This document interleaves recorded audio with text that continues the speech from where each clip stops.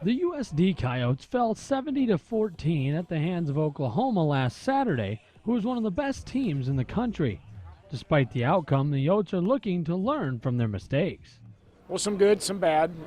They're a really good football team, and offensively, they're going to score a lot of points in every game they play. We had some opportunities in the first half to get them off the field where we didn't.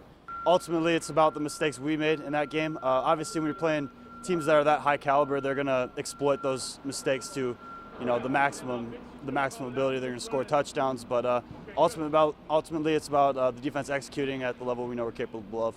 Now the Coyotes will focus their attention on Houston Baptist, who returns a long list of talented players. No, they're a really good football team. They almost beat UTEP, an FBS opponent, in their opening game. Had a chance to win the game at the end. They're a team that returns 20 starters, including one of the top quarterbacks in the Southland Conference. Team is going to present some challenges for us.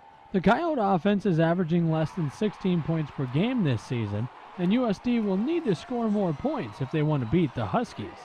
We're going to have to move the ball with some consistency. They're a team that's going to score their points like a lot of Southland Conference teams do, and so we've got to be more consistent. We've got to put the ball in the end zone when we get those opportunities. We really need to control the line of scrimmage. I think Coach Prevost has all of us believing that, we may be a bigger team than these guys, but they are still a very talented defense.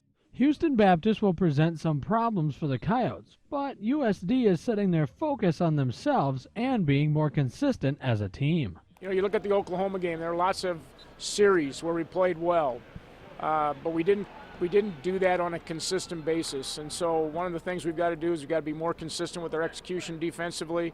We've got to be more consistent with our offensive consistency and production. The little things, really.